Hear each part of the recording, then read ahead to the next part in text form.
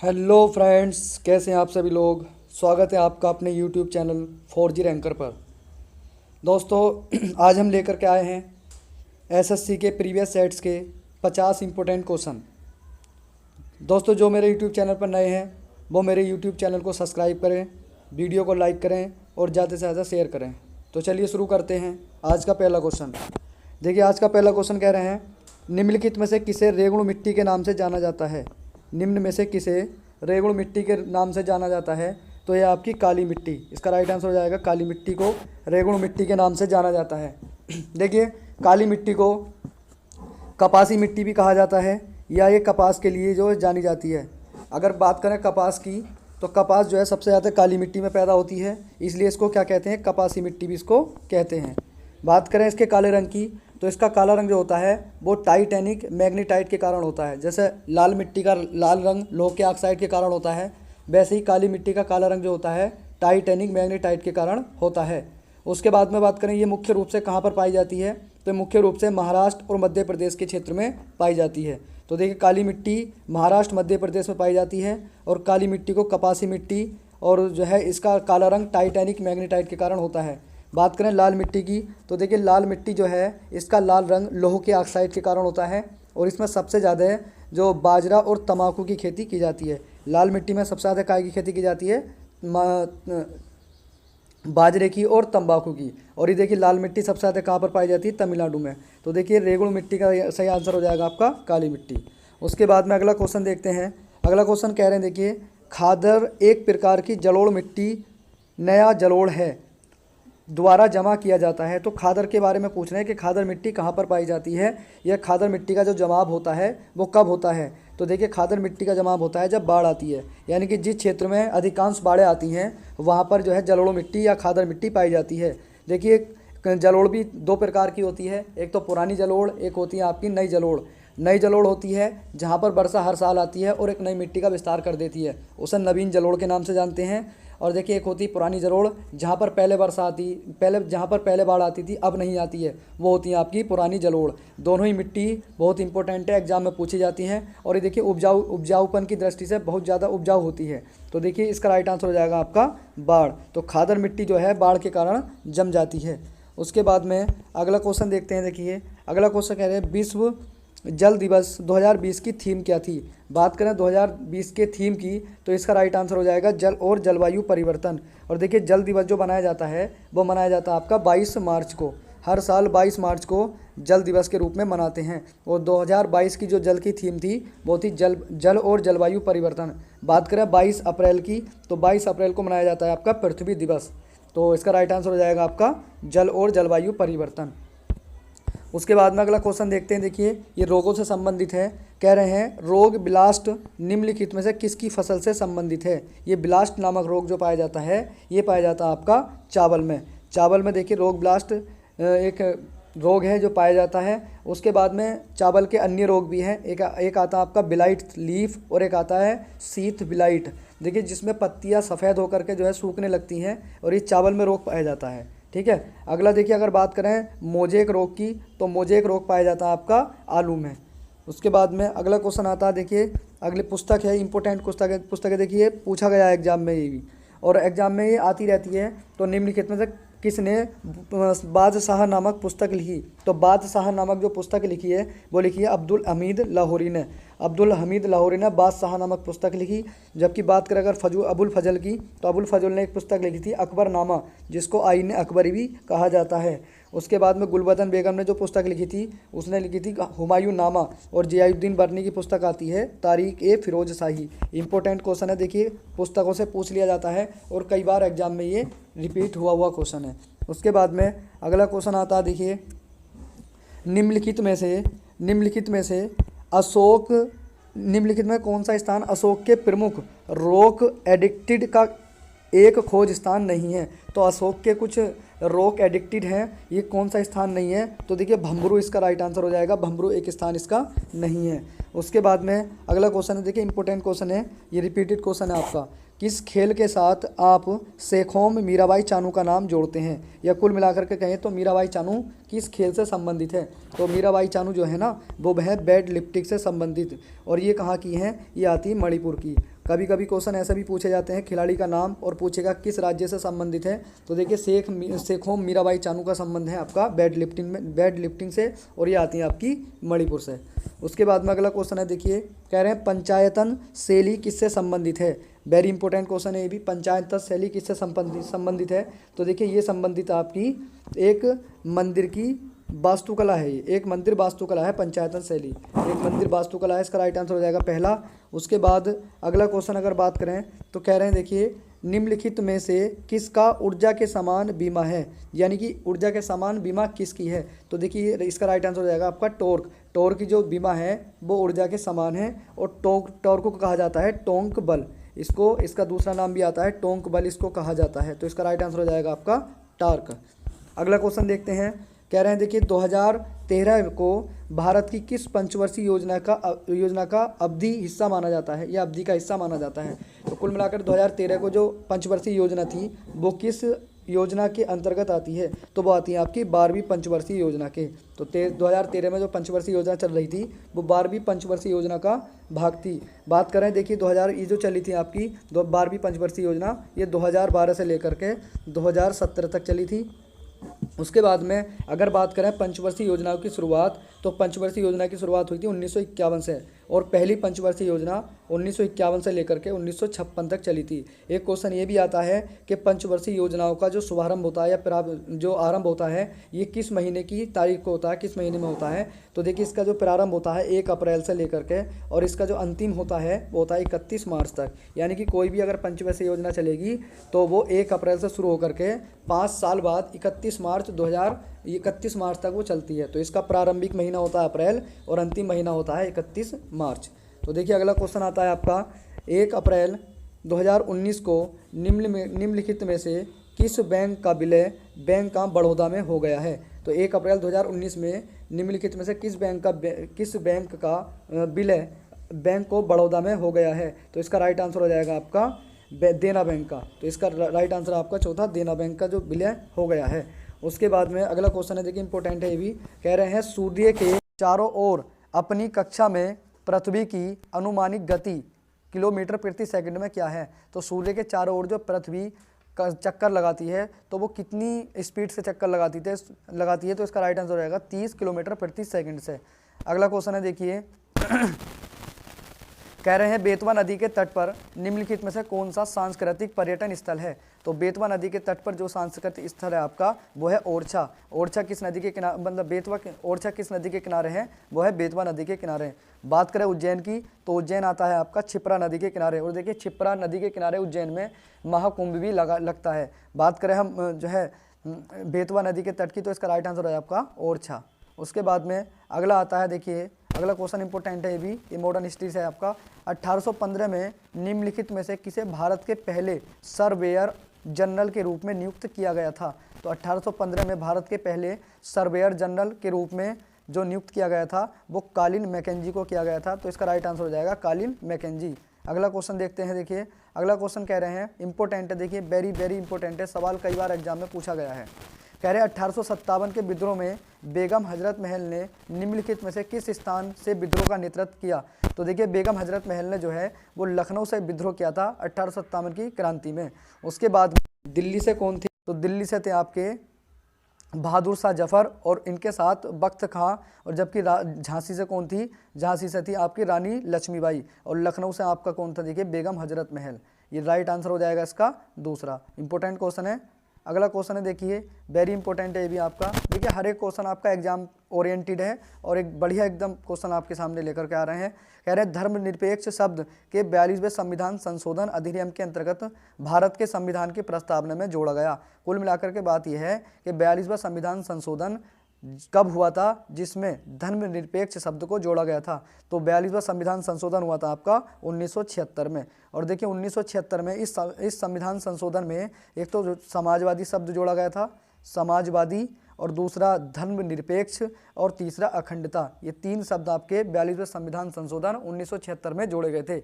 जबकि क्वेश्चन ऐसा भी आता है कि निम्न में से कौन सा शब्द 42वें संविधान संशोधन में नहीं जोड़ा गया था। तो देखिए 3 आपको याद रखने हैं, एक वो अलग से दे देगा तो वो अलग वाला ही जो है इसका राइट आंसर हो जाएगा। जबकि अगर पूछे कि 42वें संविधान संशोधन में कौन से शब्द जोड़े गए थे, तो उसमें आता है आपका समाजवादी, धर्मनिरपेक्ष और अखंडता। तो इसका राइट आंसर हो जाएगा 1976 में हुआ था 42वां संविधान संशोधन।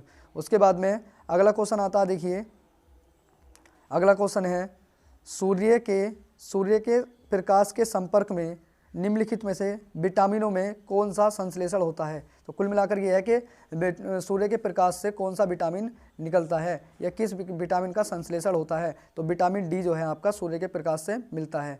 जबकि बात करें हम वसा में घुलनशील विटामिनों की, तो वसा में घुलनशील विटामिन आते हैं आपके ए, डी, ई और के, ये आते हैं आपके वसा में घुलनशील विटामिन। और जबकि जल की बात करें, जल में कौन से विटामिन घुलनशील है, तो वो है आपके बी और सी। तो देखिए बात करें विटामिन ए की, तो विटामिन ए आंखों से संबंधित बीमारियों के लिए आता है, जबकि विटामिन बी जो आता है ये बेरी रोग के लिए आता है, और विटामिन सी स्क्वायरबी रोग के लिए आता है, और विटामिन डी जो आता है वो आता है हड्डियों के नरम होने, यानी कि इनकी कमी से ये हड्डियाँ नरम हो जाती हैं। तो इसका राइट आंसर हो जाएगा विटामिन डी, जो प्रकाश के संश्लेषण से मिलता है। उसके बाद में अगला क्वेश्चन है, देखिए कह रहे हैं मैटूर बांध निम्नलिखित में से किस राज्य में स्थित है। तो मैटूर बांध जो है वो स्थित है आपका तमिलनाडु में। तो इसका राइट आंसर हो जाएगा तमिलनाडु। और देखिए किस नदी पर बना हुआ है, कावेरी नदी पर ये बना हुआ है। देखिए इस बांध को स्टेनली जलाशय भी कहते हैं। तो इसका राइट आंसर हो जाएगा आपका चौथा, मैटूर बांध तमिलनाडु में कावेरी नदी पर बना हुआ है। उसके बाद में अगला क्वेश्चन आता है, देखिए भारत के निम्नलिखित राष्ट्रपतियों में कौन राज्यसभा के उपसभापति भी रहे हैं, यानी कि भारत के ऐसे कौन से राष्ट्रपति हैं जो राज्यसभा के उपसभापति भी रहे हैं। तो देखिए वो है आपकी Pratibha Devi Singh Patil. Very important question है देखिए। और क्वेश्चन ऐसे भी पूछ सकता है कि भारत की एकमात्र महिला या प्रथम महिला राष्ट्रपति बताइए, तो वो है आपकी प्रतिभा देवी सिंह पाटिल, जो 2007 से 2012 तक बनी थी। तो इसका राइट आंसर हो जाएगा आपका प्रतिभा देवी सिंह पाटिल, जो राज्यसभा के उपसभापति भी थी, और देखिए भारत की एकमात्र या प्रथम महिला राष्ट्रपति भी बनाई गई थी। उसके बाद में अगला क्वेश्चन आता है, देखिए कह रहे हैं 8वीं शताब्दी के दौरान निम्नलिखित मंदिरों में से कौन सा मंदिर नहीं बनाया गया था। तो 8वीं शताब्दी में जो मंदिर नहीं बनाया गया था वो था आपका बृहदेश्वर मंदिर, जो कहाँ पर स्थित है आपका तंजावुर में। इसे देखिए राजराजेश्वर मंदिर भी कहते हैं। उसके बाद में अगला क्वेश्चन है, देखिए वित्त बजट 2020-21 वित्त बजट 2020-21 के अनुसार 2022-23 तक 200 लाख टन मछली उत्पादन का लक्ष्य है कि एक भाग के रूप में निर्धारित किया गया है। तो देखिए इसमें ये पूछा है कि मछली जो उत्पादन है या मछली का जो प्रोडक्शन है वो किस क्रांति या किस अर्थव्यवस्था के अंतर्गत आता है, तो वो आता है आपका नीली अर्थव्यवस्था के अंतर्गत। अगर बात करें पिंक अर्थव्यवस्था की, तो इसमें आता है झींगा उत्पादन। देखिए थोड़ा क्वेश्चन घुमा के पूछा गया था, एक क्रांति से संबंधित है, तो नीली क्रांति आपकी मछली से संबंधित है, और जबकि गुलाबी क्रांति या पिंक क्रांति आपकी झींगे उत्पादन से संबंधित है। उसके बाद में अगला क्वेश्चन देखिए इंपॉर्टेंट है, कह रहे हैं एसिटिक अम्ल के एक अणु में कितने परमाणु होते हैं। एसिटिक अम्ल के एक अणु में कितने परमाणु होते हैं, तो ये तो आपके 2। इसका राइट आंसर हो जाएगा आपका 2। उसके बाद में अगला क्वेश्चन आता है, देखिए कह रहे हैं प्रकाश की तीव्रता को मापने के लिए एसआई इकाई क्या है। प्रकाश की तीव्रता को मापने के लिए जो उसकी यूनिट है वो क्या है, तो प्रकाश की तीव्रता मापते हैं हम कैंडेला से। जबकि एम्पियर की अगर बात करें तो एम्पियर से विद्युत धारा मापी जाती है। तिल या मोल की बात करें तो पदार्थ की मात्रा मापी जाती है, और केल्विन की बात करें तो उस पर तापमान मापा जाता है। तो इसका राइट आंसर हो जाएगा कैंडेला, यानी कि प्रकाश की तीव्रता को कैंडेला से मापते हैं। उसके बाद अगला क्वेश्चन आता है, देखिए बहुत इंपॉर्टेंट क्वेश्चन है ये भी, ये यूनेस्को से संबंधित ये कह रहे हैं कि कौन सी यूनेस्को अमूर्त सांस्कृतिक विरासत सूची में शामिल परंपराओं में से नहीं है। तो देखिए यक्षगान, इसका राइट आंसर हो जाएगा यक्षगान को अभी तक यूनेस्को में शामिल नहीं किया गया है। बात करें यूनेस्को यक्षगान की, तो यक्षगान जो है कर्नाटक का लोक नृत्य है, और एग्जाम में पूछा भी गया है कई बार यक्षगान के बारे में। उसके बाद में अगला क्वेश्चन है, देखिए कह रहे हैं विज्ञान और प्रौद्योगिकी के क्षेत्र में उत्कृष्टता के लिए भारत में वैज्ञानिक और औद्योगिक अनुसंधान परिषद के तत्वाधान में निम्नलिखित में से कौन सा पुरस्कार दिया जाता है। तो देखिए ये जो पुरस्कार है ये आपका शांति स्वरूप भटनागर पुरस्कार। अगला क्वेश्चन है, देखिए कह रहे हैं सूफीवाद के संदर्भ में निम्नलिखित में से कौन सा पद तीर्थ यात्रा सूफी मंदिर को संदर्भित करता है। तो ये करता है आपका फना। इसका राइट आंसर हो जाएगा फना। उसके बाद में अगला क्वेश्चन है, देखिए कह रहे हैं किस फुटबॉल टीम ने फर्स्ट लीग 2019-20 जीता है। तो फुटबॉल टीम कौन सी है जिसने टीम 1 लीग 2019-20 को जीता है। तो इसका राइट आंसर हो जाएगा आपका देखिए मोहन बागान इसका राइट आंसर हो जाएगा। उसके बाद में अगला क्वेश्चन है, देखिए इंपॉर्टेंट क्वेश्चन है ये भी। कह रहे हैं 14 डिग्री फ़ारेनहाइट कितने डिग्री सेंटीग्रेड के बराबर होता है। तो फ़ारेनहाइट जो बराबर होता है ये होता है -10 डिग्री सेंटीग्रेड के। उसके बाद में अगला क्वेश्चन है, देखिए अशोक के बारे में है। सम्राट अशोक निम्नलिखित में से मौर्य शासकों में किसका पुत्र था। तो सम्राट अशोक किसका पुत्र था, ये था आपका बिंदुसार का। तो ये बिंदुसार का पुत्र था। जबकि बात करें हम कनिष्क की, तो कनिष्क ने देखिए 78 ईस्वी में शक संवत चलाया था। बात करें समुद्रगुप्त की, तो समुद्रगुप्त को भारत का नेपोलियन भी कहा जाता है। तो इसका राइट आंसर हो जाएगा आपका बिंदुसार, जो सम्राट अशोक यानी कि जो सम्राट अशोक का पिता था। अगला क्वेश्चन है, देखिए 3 राज्य छत्तीसगढ़, उत्तराखंड और झारखंड निम्नलिखित में से किस वर्ष बनाए गए थे। तो ये बनाए गए थे आपके 2000 में। जैसे उत्तराखंड उत्तर प्रदेश से अलग हुआ था, तो वही सवाल पूछा हुआ है। छत्तीसगढ़ भी उसी समय अलग हुआ था, उत्तराखंड भी और झारखंड भी। तो इसका राइट आंसर हो जाएगा आपका 2000। उसके बाद अगला क्वेश्चन देखिए इंपॉर्टेंट है, पुस्तक है कोई, वो सॉरी अवार्ड है। देखिए कह रहे हैं उपन्यास हला बलू इन द गाबा अशर्ड के लेखक कौन हैं। तो इसके लेखक हैं आपके देखिए किरण देसाई। इसका राइट आंसर हो जाएगा आपका किरण देसाई। जबकि बात करें मीरा नायर की, तो मीरा नायर की एक पुस्तक आती है सलाम बॉम्बे, और अरुणंती राय की तो इंपॉर्टेंट पुस्तक है the God of small things. Anita Desai की एक पुस्तक आती है फायर ऑन द माउंटेन। तो इसका राइट आंसर हो जाएगा आपका हला बिलू द ग्वाला, रिचर्ड अवार्ड मिला है आपको किरण देसाई। उसके बाद में अगला क्वेश्चन है, देखिए भारत की ये पुरुष क्रिकेट टीम ने किस टीम के खिलाफ विदेशी धरती पर अपनी पहली टेस्ट जीत दर्ज की है। तो इसका राइट आंसर हो जाएगा आपका न्यूजीलैंड। तो इसका देखिए इसका राइट आंसर है न्यूजीलैंड। भारत की पुरुष क्रिकेट टीम ने इस टीम के खिलाफ विदेशी धरती पर अपनी पहली टेस्ट जीती थी, तो न्यूजीलैंड के खिलाफ इसने जीती। उसके बाद में अगला क्वेश्चन है, देखिए दिवस से संबंधित कह रहे हैं हाँ दिवस ये कह रहे हैं पृथ्वी हर साल के आसपास सूर्य के सबसे करीब हो जाती है। तो सूर्य के सबसे करीब एक डेट ऐसी होती है जो पृथ्वी सूर्य से सबसे नज़दीक होती है, और एक डेट ऐसी होती है जो पृथ्वी सूर्य से सबसे दूर होती है। तो नज़दीक वाला पूछा हुआ है, करीब वाला। तो ये घटना होती है आपकी 3 जनवरी को। जबकि बात करें सबसे दूरी की, तो वो होती है आपकी 4 जुलाई को। क्वेश्चन ऐसा भी आता है कि पृथ्वी सूर्य से सबसे दूर किस डेट को होती है, तो वो आती 4 जुलाई। और ये अगर बात करें पृथ्वी सूर्य के सबसे नज़दीक कब होती है, तो होती है आपकी 3 जनवरी। तो नज़दीक वाला पूछा हुआ था, इंपॉर्टेंट क्वेश्चन है, एग्जाम में ऐसे क्वेश्चन रिपीटेड होते रहते हैं। अगला क्वेश्चन है, देखिए जनजाति से संबंधित है।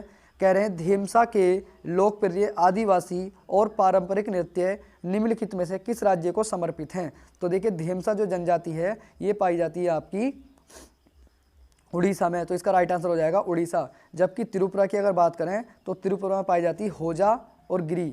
होजा जनजाति कहाँ पर पाई जाती है, त्रिपुरा में। हिमाचल प्रदेश की अगर बात करें, तो हिमाचल प्रदेश में पाई जाती है धामन जनजाति, और देखिए उसके बाद में लावड़ी। और महाराष्ट्र में पाई जाती है देखिए लावड़ी और कोली। उसके बाद में अगला क्वेश्चन है, देखिए अगला क्वेश्चन कह रहे हैं राष्ट्रमंडल के महासचिव बनने वाले एकमात्र भारतीय कौन थे। तो राष्ट्रमंडल के महासचिव बनने वाले एकमात्र भारतीय थे कमलेश शर्मा। तो इसका राइट आंसर हो जाएगा आपका कमलेश शर्मा। उसके बाद में अगला क्वेश्चन है, देखिए निम्नलिखित में से किसे मार्स गैस के रूप में जाना जाता है। ये मार्स गैस के रूप में जो जाना जाता है, मीथेन को जाना जाता है। जो देखिए जब पशु जुगाली करते हैं तो उस समय गैस बाहर होती है मीथेन। और देखिए धानों के खेत में भी कौन सी गैस बाहर निकलती है, मीथेन गैस। तो इसका राइट आंसर हो जाएगा मार्स गैस को कहते हैं मीथेन गैस। उसके बाद में अगला क्वेश्चन देखिए इंपॉर्टेंट है।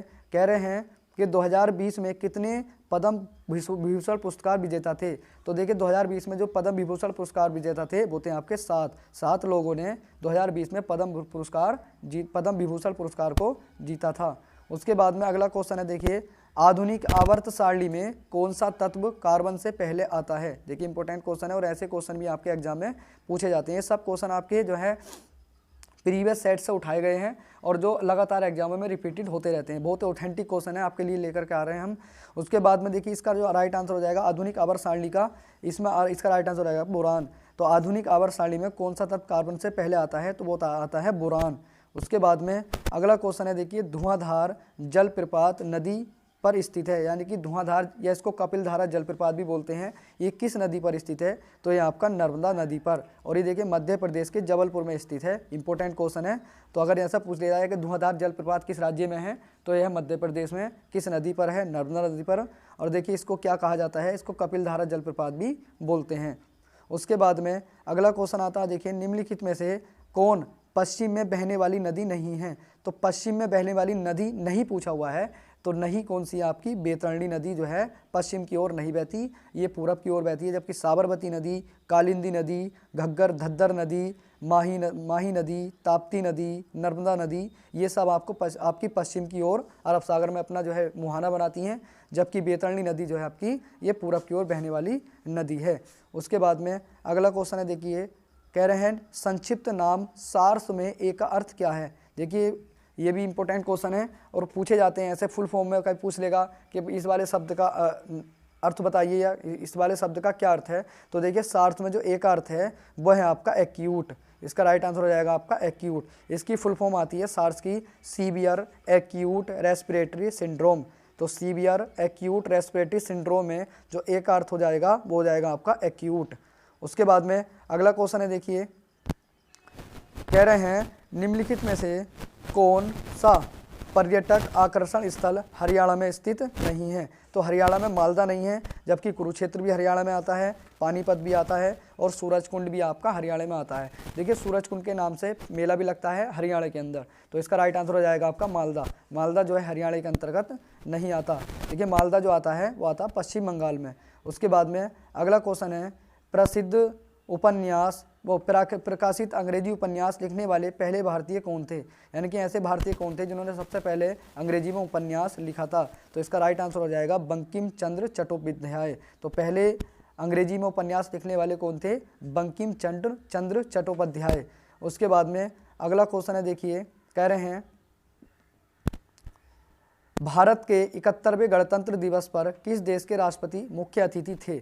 तो देखिए इसमें जो हुआ था 26 जनवरी 2020 में भारत का 71वां गणतंत्र दिवस मनाया गया था। और इसमें जो मुख्य अतिथि थे वो थे आपके ब्राज़ील के